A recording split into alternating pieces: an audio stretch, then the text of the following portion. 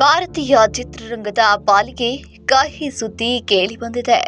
Bollywood ನಟ ಧರ್ಮೇಂದ್ರ ಅವರು ವಿಧಿವಶರಾಗಿದ್ದಾರೆ.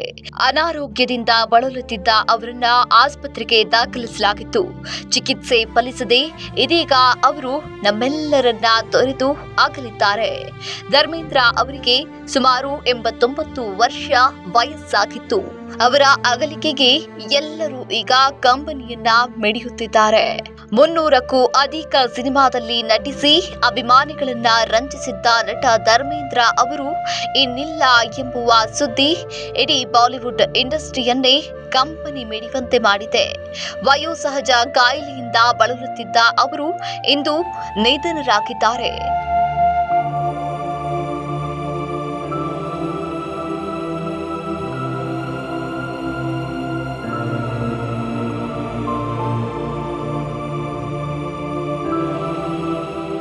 ಎಂಬತ್ತೊಂಬತ್ತು ವರ್ಷ ವಯಸ್ಸಿನ ಧರ್ಮೇಂದ್ರ ಅವರಿಗೆ ಈ ತಿಂಗಳ ಆರಂಭದಲ್ಲಿ ಉಸಿರಾಟದ ಸಮಸ್ಯೆ ಕಾಣಿಸಿಕೊಂಡಿತ್ತು. ಇದರ ಬಳಿಕ ಅವರನ್ನ ಮುಂಬೈನ ಖಾಸಗಿ ಆಸ್ಪತ್ರೆಯೊಂದರಲ್ಲಿ ದಾಖಲಿಸಲಾಗಿತ್ತು. ವೆಂಟಿಲೇಟರ್ ಮೂಲಕ ಉಸಿರಾಟಕ್ಕೆ ವ್ಯವಸ್ಥೆಯನ್ನ ಮಾಡಲಾಗಿತ್ತು. ತೀವ್ರ ನಿಗಾ ಘಟಕದಲ್ಲಿ ಧರ್ಮೇಂದ್ರ ಅವರಿಗೆ ಚಿಕಿತ್ಸೆಯನ್ನ ನೀಡಲಾಗಿತ್ತು. ನಂತರ ಅವರನ್ನ ಡಿಸ್ಚಾರ್ಜ್ ಮಾಡಿ ಮನೆಗೆ ತರಲಾಗಿತ್ತು. ಆದರೆ ಇಂದು ಅವರು ತಮ್ಮ ಕೊನೆಯುಸಿರೆಳೆದಿದ್ದಾರೆ. ಡಿಸೆಂಬರ್ 8ರಂದು ಜನ್ಮದಿನ ಆಚರಿಸಿಕೊಳ್ಳಬೇಕಿತ್ತು. ಆದರೆ ಈಗ ಅವರು ತಮ್ಮ ಕೊನೆಯುಸಿರೆಳೆದಿದ್ದಾರೆ. ಇತ್ತೀಚೆಗಷ್ಟೇ ಧರ್ಮೇಂದ್ರ ಅವರು ಆಸ್ಪತ್ರೆಗೆ ಬಂದು ಆರೋಗ್ಯ ತಪಾಸಣೆಯನ್ನ ಮಾಡಿಸಿಕೊಂಡಿದ್ರು. ಆ ಬಳಿಕ ಕೆಲವೇ ದಿನಗಳಲ್ಲಿ ಅವರ ಆರೋಗ್ಯದಲ್ಲಿ ಏರುಪೇರು ಉಂಟಾಗಿತ್ತು. ಸೋಮವಾರ ಅಂದರೆ ನವೆಂಬರ್ 10 ಅವರನ್ನ ಮುಂಬೈನ ಬ್ರಿಚ್ ಕ್ಯಾಂಡಿ ಆಸ್ಪತ್ರೆಗೆ ದಾಖಲು ಮಾಡಲಾಗಿತ್ತು. ಅವರ ಆರೋಗ್ಯ ಸ್ಥಿತಿ ಗಂಭೀರವಾಗಿದೆ ಎಂಬುದನ್ನ ತಿಳಿದು ಅಭಿಮಾನಿಗಳಿಗೆ ಆತಂಕ ಆಗಿತ್ತು. ನಂತರ ಅವರನ್ನ ಕುಟುಂಬದವರು ಮನೆಗೆ ಕರೆದುಕೊಂಡು ಹೋಗಿ ಅಲ್ಲಿಯೇ ಚಿಕಿತ್ಸೆಯನ್ನ ನೀಡಲಾಗಿತ್ತು.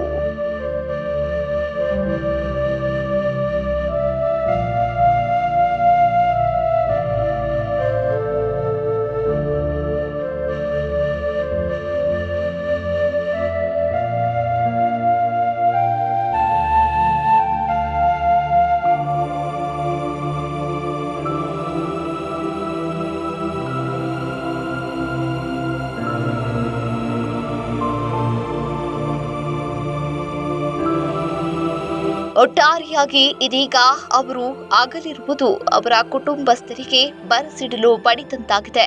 ಭಾರತೀಯ ಚಿತ್ರರಂಗಕ್ಕೆ ಧರ್ಮೇಂದ್ರ ಅವರು ನೀಡಿದ ಕೊಡುಗೆ ಅಪಾರ. ನಟರಾಗಿ, ನಿರ್ಮಾಪಕರಾಗಿ ಚಿತ್ರರಂಗದಲ್ಲಿ ಅವರು 6 ದಶಕಗಳ ಕಾಲ ಸಕ್ರಿಯರಾಗಿದ್ರು. ಎಳೆಯ ವಯಸ್ಸಿನಲ್ಲಿ ಕೂಡ ಅವರು ನಟಿಸುವುದು ನಿಲ್ಲಿಸಿರಲಿಲ್ಲ.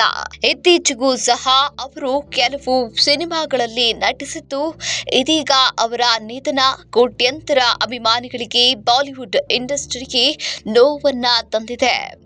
ಸಿನಿಮಾ ಮಾತ್ರವಲ್ಲದೆ ರಾಜಕೀಯ ಕ್ಷೇತ್ರದಲ್ಲೂ ಧರ್ಮೇಂದ್ರ ಅವರು ಯಶಸ್ಸನ್ನ ಕಂಡಿದ್ರು.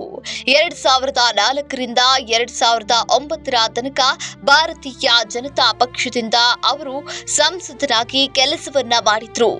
ಕಿರುತೆರೆಯ ಕಾರ್ಯಕ್ರಮಗಳ ಜಡ್ಜ್ ಆಗಿ ಕೂಡ ಅವರು ಕಾಣಿಸಿಕೊಂಡಿದ್ರು. ಒಟ್ಟಾರೆಯಾಗಿ ಧರ್ಮೇಂದ್ರ ಅವರ ಅಗಲಿಕೆಗೆ ಸಿನಿಮಾ, ರಾಜಕೀಯ, ಕ್ರೀಡೆ ಮುಂತಾದ ಕ್ಷೇತ್ರದ ಗಣ್ಯರು ಸಂತಾಪವನ್ನ ಸೂಚಿಸಿದ್ದಾರೆ.